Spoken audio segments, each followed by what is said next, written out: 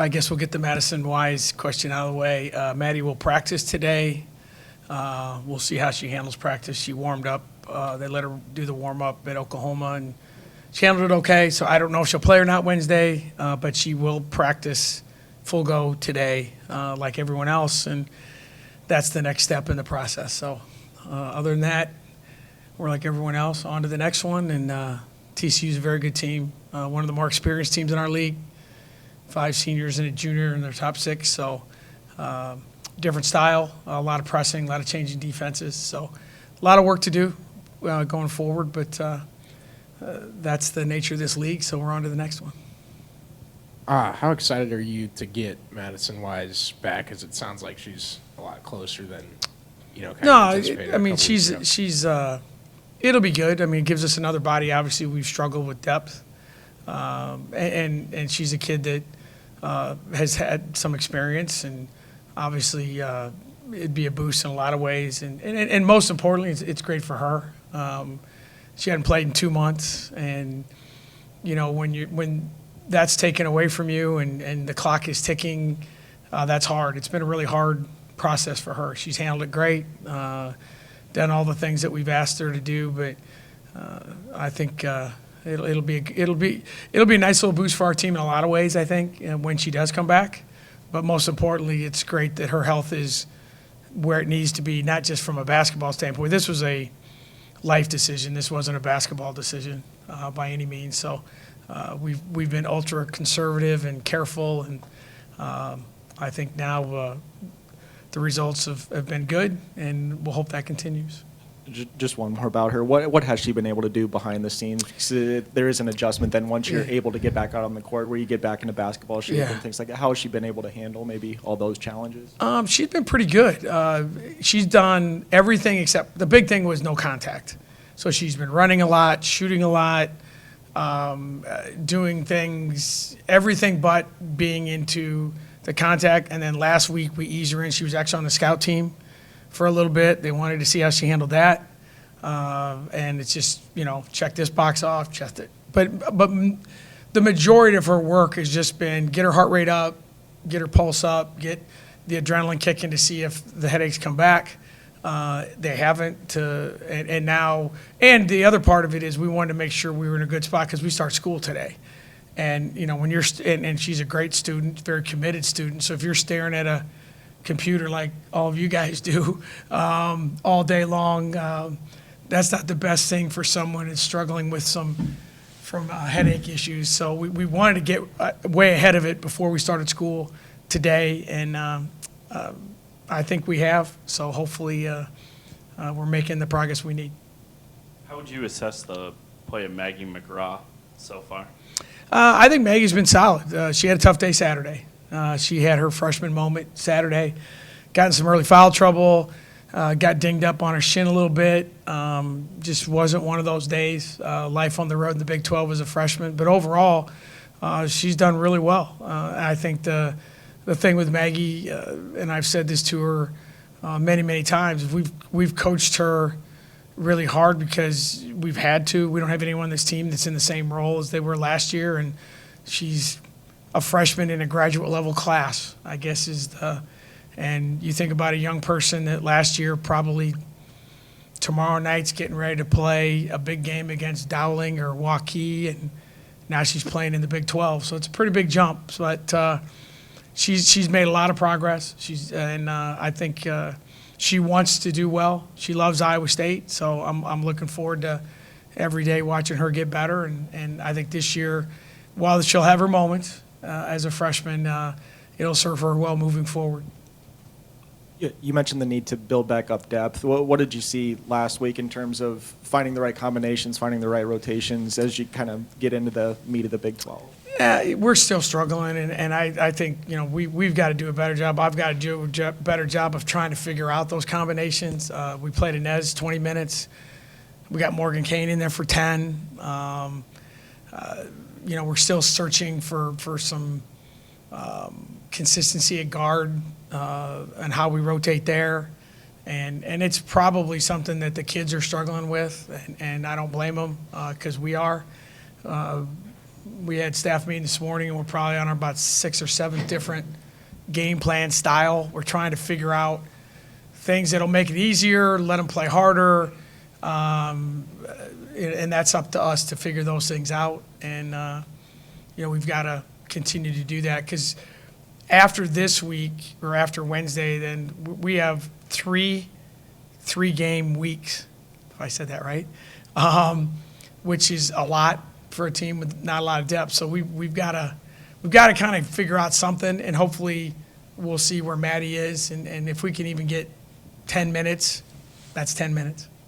Bill, scoring. Uh-oh. The Godfather's here asking questions. This is not going to be good. Sorry. Make me forget what I was asking. Scoring's down a smidge on the men's side throughout the Big 12. Is that the same for the women, have you noticed? And if so, why? Yeah, I've watched some of those men's games on TV. I watched, I think it was Texas Tech and West Virginia, and I'm like, it's probably more contact than you're going to see on TV tonight. I mean, those men's games are, it's a rock fight. Our games have not been that way, and I really don't know why. I don't know what the thing is with I don't think the line moving back can be that big of a difference on the men's side. I know teams are really committed. Seems like half-court defense and things like that, but we haven't seen it. And I don't think there's been that many rule changes, so I don't know why that is. But it's certainly made the games, I think, sometimes really harder to watch on the men's side, and I think. But it is something I know I've seen people tweet about what's going on, and I don't know if it's the way the games are being called or the pace of play, whatever. But it's definitely down across the country, not just the Big 12. It's definitely something that has changed a lot. You look at the NBA games, and they're 140 to 130. So all of a sudden, the game is flipped, and I watch it, but I can't get a read on why it's happened. Sounded like before the season started, you envisioned Maggie playing a big role in this team. I guess, how much did you talk to her about that, and kind of how soon did you envision this? Because I know even in high school, it sounded like there were some high hopes. Just how far back did you realize, like, okay, as a freshman, she's going to play a pretty prominent role? I think, we knew going into this year she would, because of what we lost. And like I said, you look at who we returned, there wasn't a player whose role was exactly the same. So when you lose Alexa Middleton, you lose Bridget Carlton, we didn't have a point guard who was ready to step in and just, or guards that were just ready to go. And then obviously Maddie Wise's injury expedited that learning curve for her. And what it's done is it's forced her to play a lot, and it's forced her to play a lot of minutes. And that's a concern that we had. And I actually talked to her about it the other day about we got to watch her in practice, because when you're a freshman in college and your body's telling you in about 2 weeks, hey, man, I'm done, and you still got another 9 Big 12 games to go, that's what I'm more worried about right now is because she looked as fatigued and kind of spent Saturday as I've seen her, and we only played her 12 minutes. I mean, she just didn't have it that day, and that's going to happen. But she walked in here in the summer, and I told her, get ready. You're going to play, and you're going to play a lot, and whatever we throw at you, you got to be ready. And because the one thing you learn quickly is the other team you don't get to put a sign above your head that says, freshman, take it easy on me. That doesn't happen in this league. It's almost just the opposite. And you just gotta fight through it. You gotta learn, and you still gotta impact your team. And she wants to do it. She's working hard at it, and hopefully this year will be a great overall experience. She's one of the better freshmen in our league, I think, and got a chance to be a very good player. You said when she came in during the summer, you had said, get ready. When did you have that talk, like the first day she got here? I'm not positive. If it wasn't the night after the Missouri State game, it was the next day, I texted her, I said, get ready. So she knew right away what was coming. Well, Maybe she didn't know what was coming, but I tried to get her ready. And as much as you try to get freshmen ready, I've been doing this a long time, probably too long, but there aren't many freshmen that don't have to suffer. I mean, when they're suffering, they think they're the only one that's ever had to suffer. Bridget suffered, and Angie Welly suffered, and Megan Taylor, and Stacy Free. They all suffered as a freshman. But when you're going through it, you feel like it's only you. But when you come out the other end, and if you're tough enough to do it, it's not just basketball changing, it's life changing for a lot of them. And I think she'll be there. What is it about her skill set that has made her, like you had said, one of the best freshmen in the Big 12? She can shoot it. She's got some length. Her ball handling in the open court is good. Her basketball IQ is good. She's got, she can check off most of the boxes of what you would say could be a good college guard.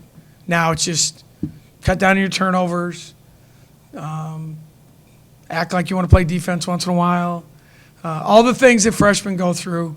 But she's got the skill set. And the other thing with her that's unique, I think, Tommy, is the kid loves Iowa State. I mean, she has pictures of birthday parties when she was 9 years old at Hilton. I mean, she loves this school. Her family loves this school. And I think when you have that a little bit extra heartbeat is what I call it, you're going to find a way to, you didn't just get recruited to play at Iowa State. You grew up a Cyclone.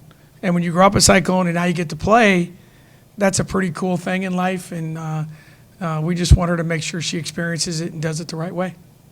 Wednesday, you guys are going to face a TCU team that doesn't have a player that's taller than 6'3" on the roster. So a rare occurrence, but you get not a height advantage, but a different height matchup than you're used to. I guess, how are you approaching that one? I mean, the way they play, I think, takes that away. Their guards are big and long. They're going to press a lot. They change defenses more than anyone in our league. They're going to half-court trap you. They're going to change, make and miss. And like I said, size is one thing, but they have 5 seniors and a junior, so they know how to play. They know how to play together. They have some. Again, their guards are big. They get to the basket. 2 grad transfer kind of kids that know how to play. So for us, it's not like we have big, powerful, mean, physical, big guys on the block either. So the biggest thing with TCU is just the way they come at you in waves from a pressure standpoint. Full court, half court, man. And those are things that are hard to simulate in a 2-day practice, but got to get that done.